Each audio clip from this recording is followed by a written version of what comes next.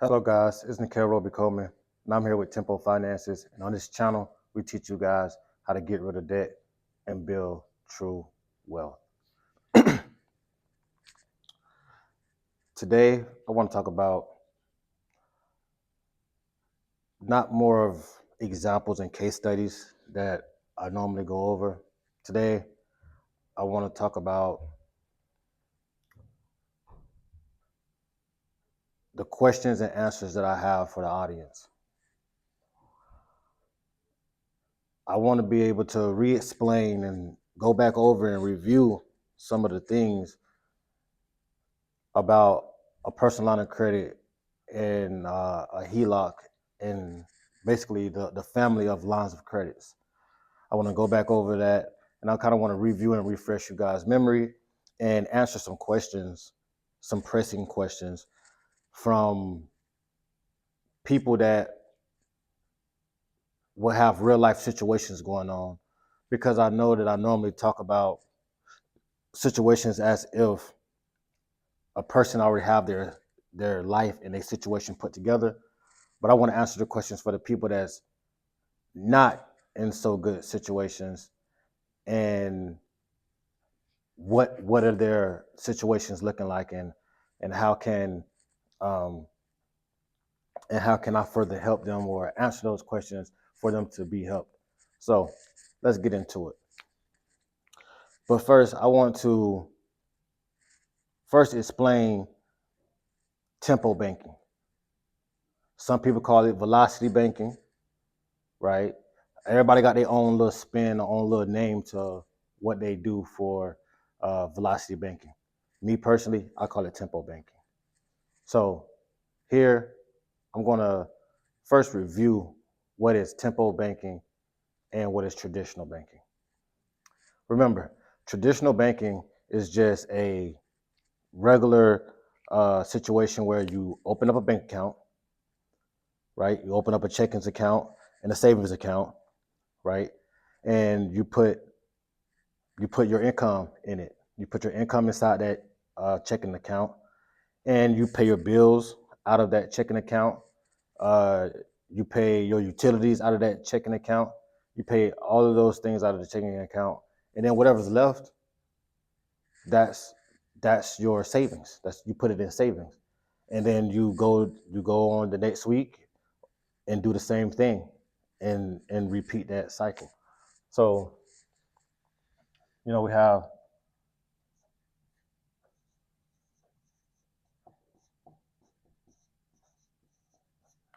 that is traditional.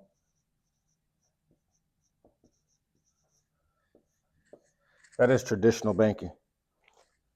Tempo banking is using a line of credit, right? Using a line of credit to pay off debts, and using a line of credit just for your life. So you will treat your and with uh, tempo banking or velocity banking, your choice. We treat that line of credit that we get, we make that our bank account and savings account. That is we use that nest egg for our banking and savings account. So we put our income in it, and we pay our bills with it, everything, take our income out of it, everything. We do everything with our line of credit as if it was our traditional banking. So with traditional banking, basically you have your bank, right? And inside your bank, you have checking, and you have your savings account, right? You have your checking and your savings account. And so with that, you have your job, right? Your job brings in the income, right? Your jobs bring the income inside of your checking account, and then from there, right, from the bank, you pay you pay you pay your bills, right? Bills, utilities,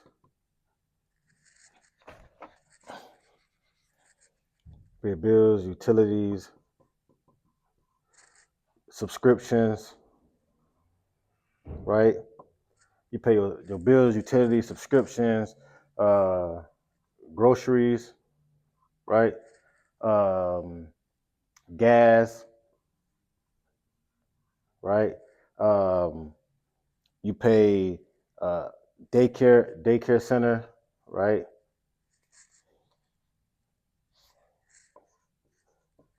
Child care,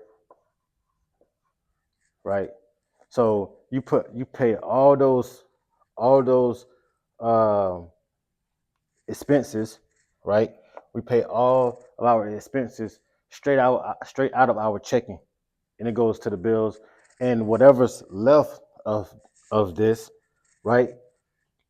The money left, we just put in our savings, right? Whatever income we have left of from our check, we just put it inside our savings account after we pay all of our bills. This is the traditional way of this is the traditional way of banking. This is what we was taught from the very beginning of time. This is what we was taught as kids. This is what our parents taught us. Our parents taught us to open up a bank account, right? Open up a bank account, get a checking, get a savings account, right? When we get our check, we put our money inside our checking account. We pay our bills, right? After we pay our bills, right? We, the money that's left out of our bills, we just throw it inside of the savings and repeat the process. So that is traditional. That is traditional banking. And to be honest, this has no strength to it, right? Because you have no true backing. Let's say after every every pay cycle, after you pay your bills, you only got $200 left, right? So after you pay those $200, you that's all you got. You only got $200 in your name. Let's say after every pay cycle, you have $150. That's all you have all the way until you get your next check. What if something happened in between the week and you use up your whole $150? Now you're done, right? Let's say after every pay cycle, you have $500 left, right? You got to make that $500 last all the way into the next week or 2 weeks, because some people get paid bi-weekly. So you got to wait 2 weeks until you get paid. So you can't really do nothing that you really want to do. You can't buy nothing that you really want to buy, right? You can't you can't go out with your friends, right? You can't move, right? You still have habits, you still got things that you want to do. You want to go out to dinner, you want to go shopping, you want to do different things, right? And you're not going to be able to do those things because after every pay cycle, after you pay all your bills, you only got a little bit of money left. And you can't really touch that money because you're too busy trying to save it. Because if you don't save it, then you're gonna go broke, and then now you ain't gonna be able to have lunch break, a quality lunch break at work because you ain't got no money to give you a quality meal. So it's so many different scenarios of why traditional banking is very frail and it's brittle, because you're relying on the money, right? You're relying 100% on the money that you have saved up after you pay all your bills. You're relying 100% on that money to get you to the next paycheck, not considering the emergencies and the situations that's going to go on in the midst of that, right? Things, a lot of things happen during the week, you know. Uh, it's I can go over 1,000 different situations of things that happen throughout the week when you know, you got to go to work. You may have to use Uber. You might you might want to DoorDash and Uber Eats, and so that all costs, and those have fees on top of those costs. And as we see, things are not getting cheaper nowadays. Things are getting more expensive and more expensive. So relying 100% on your cash flow to get you over the hump of anything that you got going on in life, you're taking a very big risk. And 9 times out of 10, it's not going to end well because life be lifing. You know, things happens in life, and when that happens, then what? All that little money that you're saving from paycheck to paycheck is going to all get wiped out in one emergency situation. So that's why traditional banking is so frail, and that's why it is so weak, because you have regular hardworking Americans that bust their back week in and week out, that's doing the right things, right? They are good people. They are good people, and they mean well, but at the end of the day, they're not putting their money in the best places to serve them. So at the end of the day, they end up disappointed. They end up heartbroken, or they end up, um, with their countenance down in the dumps, because they put in all this hard work during the week, working hard for these companies, right? Working hard for the companies that pay them, busting their back, doing overtime, putting in extra hours, right? They're doing all of that work only to end back up in the same spot that they started in. And that's why traditional banking is very frail. I don't have nothing against traditional banking, but the system is broken. The system is outdated and it's old. And I have no beef or no quarrels with the traditional banking system, but it doesn't help the consumer. It doesn't help the consumer that is beholding the checking account and the savings account. It doesn't do nothing for them. It's helping the banks more than it's helping the person that has the bank account, right? So that's why I'm here to explain to you why traditional banking is outdated. I'm here to introduce you into, for the people that has been following me, to review to you, right, to refresh your mind of why traditional banking is not good, and why, right, introducing introducing to you something new like tempo banking, right? In some people's eyes, they look at it as velocity banking, but tempo banking, why tempo banking is so good, and why it helps the consumer, why it helps uh, people that work hard in their jobs, why it helped them, and how it helps them build wealth, and how it helps them get rid of their debts that's been harnessing their life, and that's been a burden to the stress and the anxiety that they already have.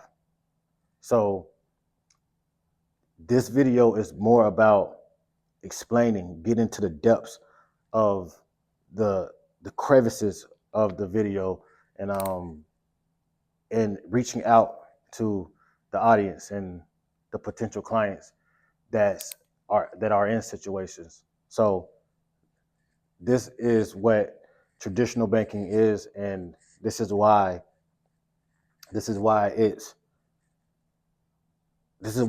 it's weak, right? Just to go back over it, you got a job, right? So picture yourself now. You're one of these people right now. This is what you're doing. Over 90% of the people, this is what they're doing right now. 90% of America, over 90% of America is probably doing this right here. They get it, they got a job. Now, put yourself in that situation, because you're in it right now. You got a job, right? You got a job, you have a bank account, right? You got your local bank account. You got your checking and your savings account, right? You got a job, you get your income. You get your income from your job, and you put it inside of your bank account. Soon as you put it inside your bank account, you're going to pay for your bills.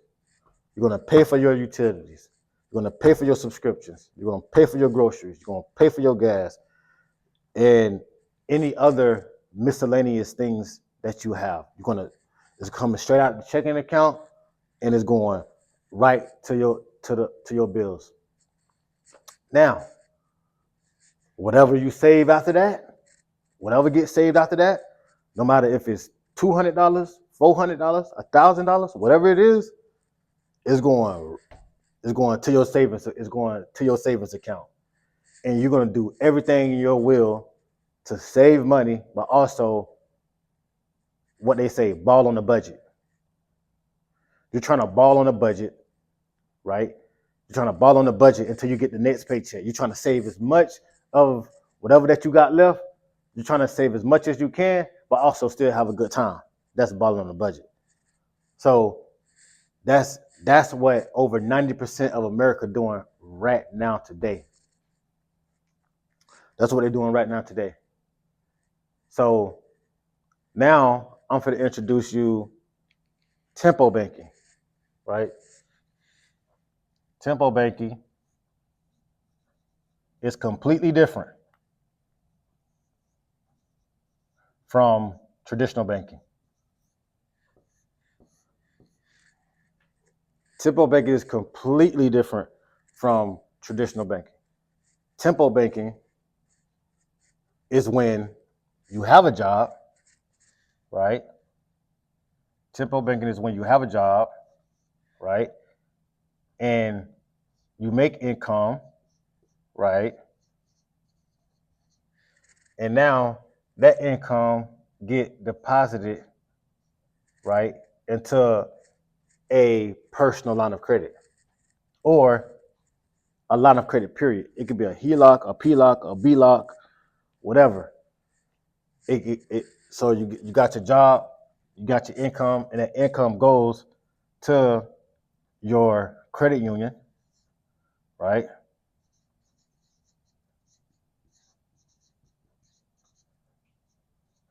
And we all know that credit unions establishes lines of credit. So it'll go to your credit union, it'll go to your credit union line of credit, right? Then from there, we pay our bills, you know, we pay all our utilities, you know. So, you know, pay utilities. I don't want to write it all. Y'all kind of get the gist of it, gas, etc. Right? Pay bills, utilities, gas, etc. Right? So this is Tempo banking. So you asking me, Nikel, why is it so different? So why so different than the traditional banking? The difference is, say if your credit union line of credit already have 10,000. Say if your line of credit already has $10,000 in it, right? And your income a month is $5,000, right? That's why it's the difference. Is, let's say if your credit union already have $10,000 in it, all for you. So now you could pay your bills. You put your income in, and you already got $10,000 in it, and you steadily put your income in it. So now you can pay your bills. You can pay all your debts, right? You can pay all your bills, your debts, your utilities through the line of credit using the $10,000, and the money that you got coming in from your income is funding the line of credit. You see what I'm saying? That's the difference. With traditional banking, there's nothing funding your bank account but your income. That's the only thing that's funding your bank account with traditional banking. But in this case, we have two money sources funding each other. So you have your income funding your credit, your line of credit, right? And your line of credit is funding your bills and your debts. So if I got 10,000 inside my line of credit, I can go ahead and fund all my debts, all my bills, because when my income come in, my income going straight to my line of credit. Compared to traditional banking, right? You got your income, right? And then your income goes to your bills. There's nothing in between. There's nothing in between there that's funding anything. There's nothing there. So you don't have no extra backing. A line of credit is giving you extra backing. If you see that, right? Job income, income to line of credit pay all the debts, all the bills, everything. And we constantly go in this cycle with tempo banking. This is why tempo banking, aka velocity banking, is so powerful. It's because of this. I'm showing you an elementary process, right? Because the credit union is our bank, right? The credit union is ours, right? The credit union is our bank. That's what we're using, the credit union. So you using your bank, right? In the line of credit, this is our bank, right?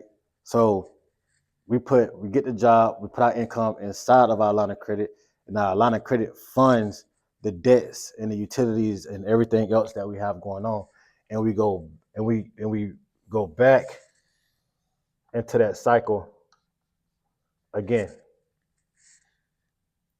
and then it goes like that. So we're constantly revolving, right? And with that line of credit, right? With that line of credit, the line of credit is with you forever. It's a revolving line of credit. It's a revolving line of credit. It never stops, right? It never stops. It never stops reloading. It just reload the same cash over and over and over and over and over. That's why a line of credit is very, very important. That's why I tell my clients to get a line of credit for that reason. So, with that being said, I'm gonna answer some questions, right? I'm gonna answer some questions. I'm gonna erase some of this. I got some questions that needs to be answered. So let's get to it.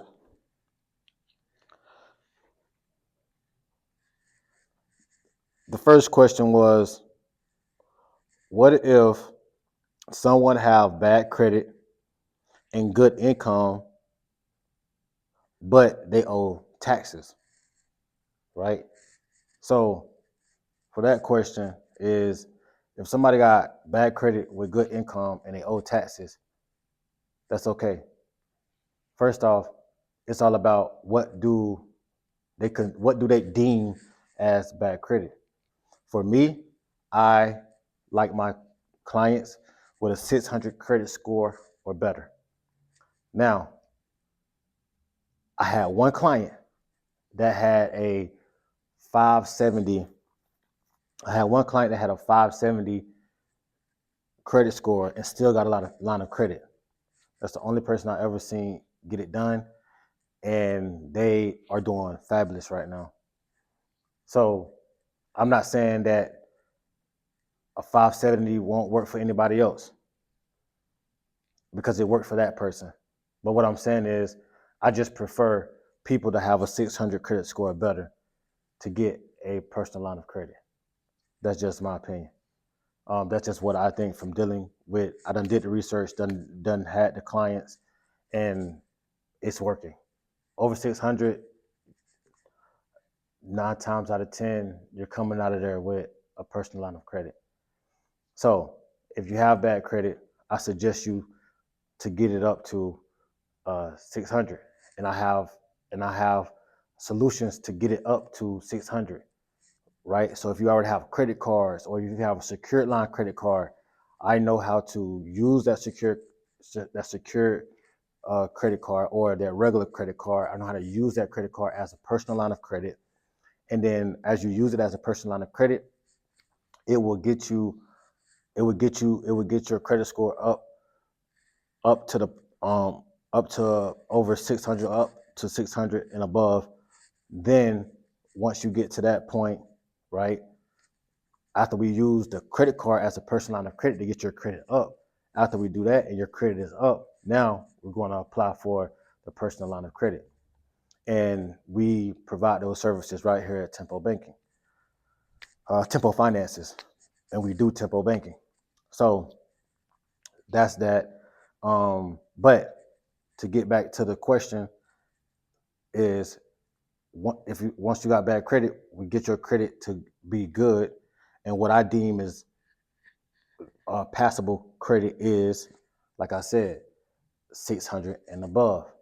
That's me. So once you get to that point and you get a line of credit, you would treat those taxes that you owe, you would treat that situation as if it's any other debt that you have. You already know, look at my videos from before. You'll treat it just like that situation. You'll treat it just like any other debt that you have. And we will attack that debt with a personal line of credit or with a HELOC or a BLOC, right? We'll attack it with it. Because remember, we cannot pay loans with a credit card. That's why a personal line of credit is very, very powerful, or any line of credit is very, very powerful, because the the line of credit is not just credit, it's money. You can use it as a debit as well, right? You can use it as debit and you can use it and swipe it, right? So you could pay bills with it, you could pay loans with it, all of that, because it's cash. With a credit card, you cannot do that. You cannot pay credit cards with loans. They don't accept that. Corporations that give out loans, that issue out loans, they don't accept credit cards to be paid for, uh, because it's just too much fraud. It's too much gray area in between all of that. So they don't use credit cards for you to pay off your loans. That's why a personal line of credit is beautiful, because a personal line of credit is actual cash, liquid. It's liquid. Okay, so to answer that question, like I said, you'll treat your taxes just like any other debt that you have, because the government, they they just like anybody else. Sorry guys, my phone had went dead and I had my questions on my phone. So I'm gonna do my best to answer the questions that I do remember. Um, so I know that another question that was pending was, can people get multiple lines of credit? Yes, people can get multiple lines of credit. People get multiple lines of credit all the time. How you get multiple lines of credit, right? You can go to different credit unions and get a different line of credit at different credit unions. So you can go to one credit union, get a line of credit. You can go to another credit union and get a line of credit. You can go to another credit union and get a line of credit. Do I personally suggest that? No, but that was a question, and that's what somebody wanted to be. That's what a question that somebody wanted answered, and I'm answering that question. Yes, you can get multiple different lines of credit from multiple different places. Could you get them at the same place? It wouldn't make sense for you to get them at the same place, because the only thing you should do is, for the one that you have or the one that you already possess, just ask for an increase, right? Just ask for an increase, and they'll give you an increase, depending on where you at in your process. So, but as far as, can you get multiple different lines of credit? Yes, you can. You can go to uh, different places, different credit unions, and apply for a line of credit at multiple credit unions. Another question, from what I can remember, is, um,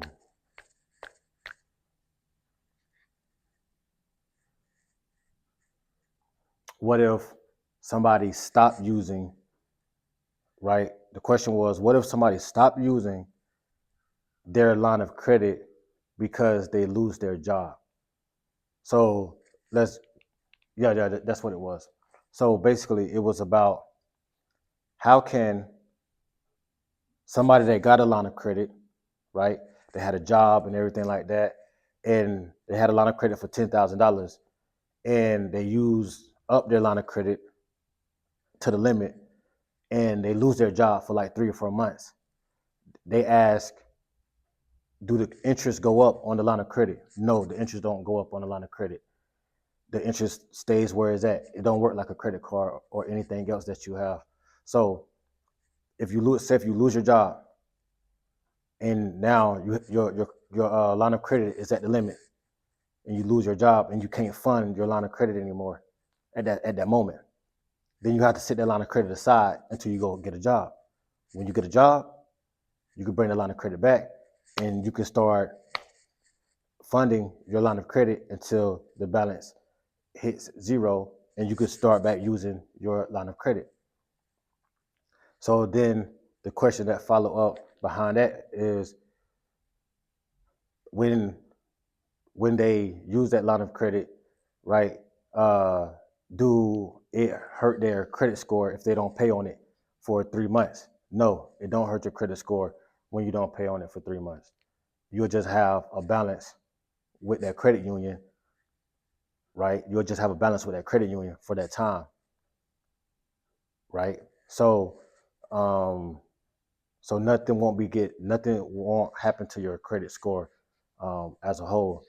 So then they asked a question as where, what if we stop using the line of credit, right? If you just stop using the line of credit, I got something for that.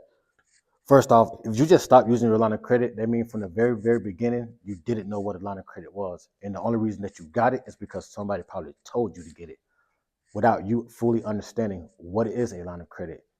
When you fully understand what is a line of credit, you're not going to stop using the line of credit. You're going to always use a line of credit to the day that you die. And that's a guaranteed fact. It's almost a question of, why would you ever stop using your line of credit? Why would you ever stop? That's going to be for the people that really know the power of a line of credit. If you don't really know the power of a line of credit, then you're going to be one of those people that just stopped, right? And the people that really understand it, that really understand a line of credit, they're going to ask you, why would you stop using your line of credit? Like, that's not smart. You got to continue. You always want to use your line of credit, because remember, your line of credit is just an extra line of money that you didn't have before, right? So if your income, right, if your income 5,000, right, if your income 5,000, and your line of credit is 10,000, right? If your income 5,000, your line of credit 10,000, then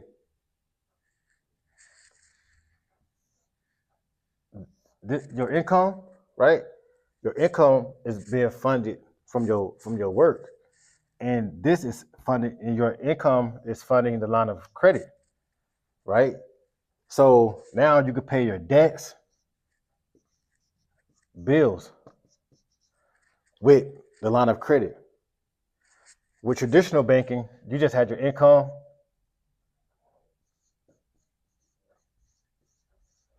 and then you had bills and debts.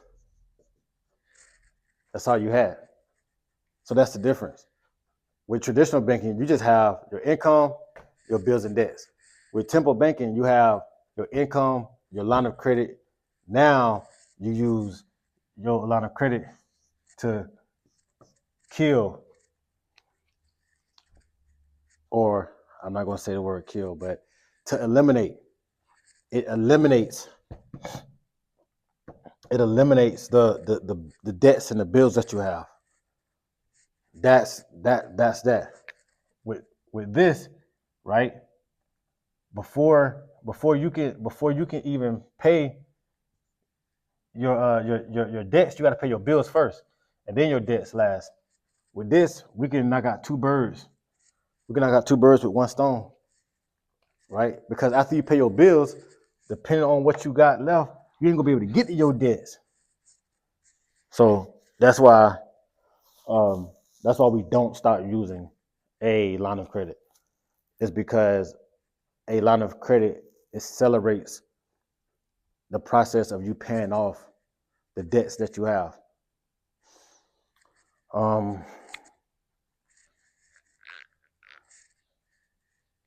Another question that I think I can remember is um, do you have to pay interest on your personal line of credit? Yes, you have to pay interest on your personal line of credit. Look at my videos, continue to look at my videos, and you will see.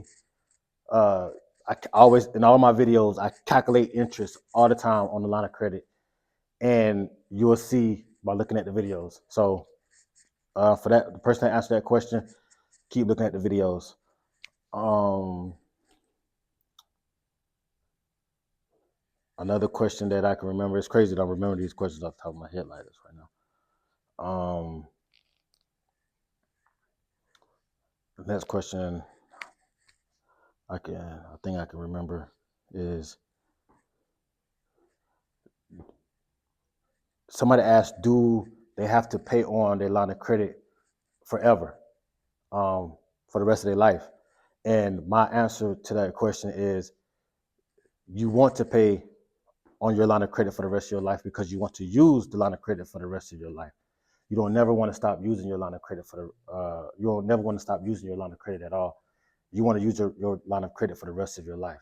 So yes, to answer your question, yes, you want to pay on your line of credit for the rest of your life because you want to use it for the rest of your life. Um, so uh, so keep looking at the videos. Um, another question that came through. Another question that came through was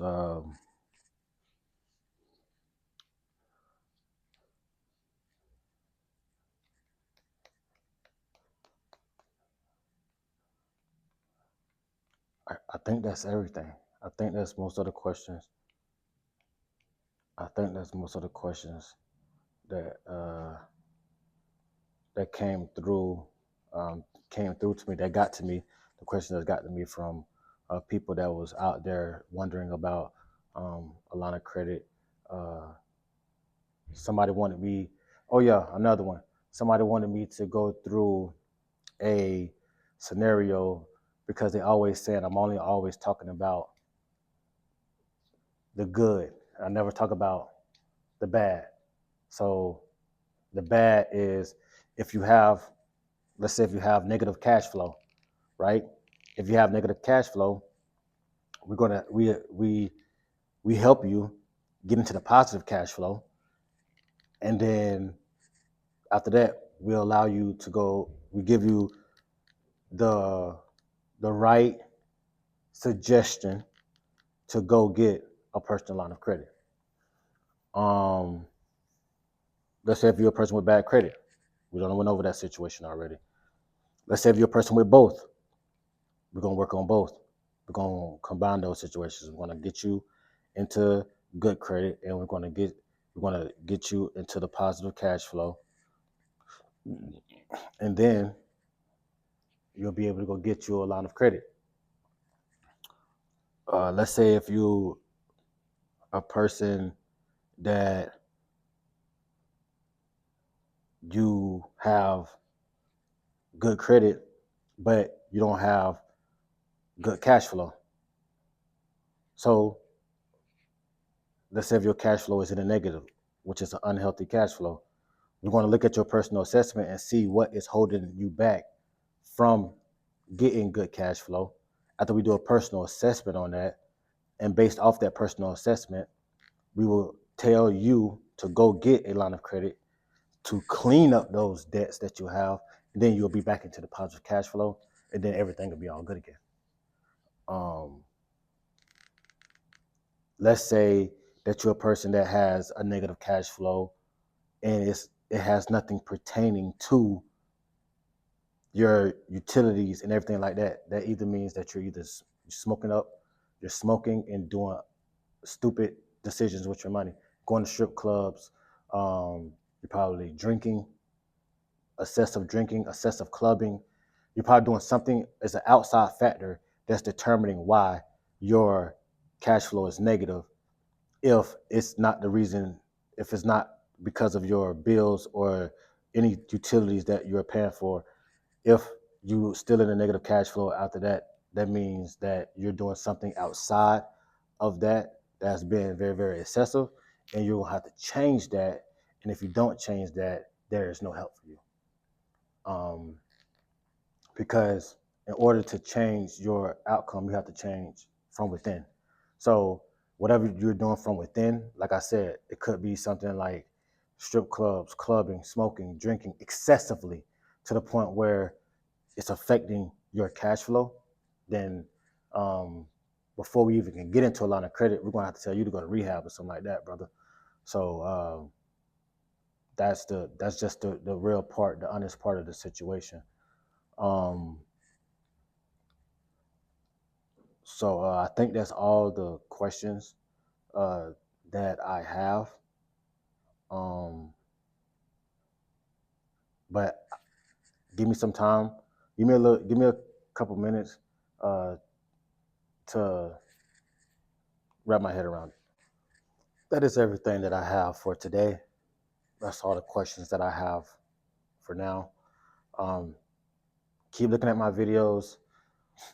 Keep looking at keep looking at the past videos. Keep looking at everything. Just look at everything. Look at the whole page.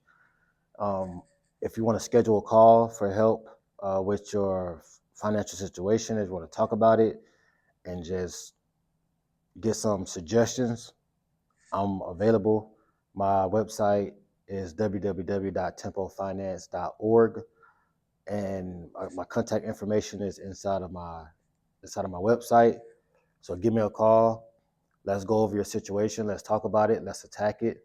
And let's talk about suggestions on steps that you can move forward and with a strategic plan to get rid of your debt. And after that, build some true wealth. Then you'll be on your road to riches. And that's my whole job. That's what I like to do. I love helping people get out of their debts, and I love helping people get on to their wealth journey. So if there's anything that I missed if there's anything that I missed inside of this video, uh, put it in the comment section below. I'm open to hear all suggestions, everything.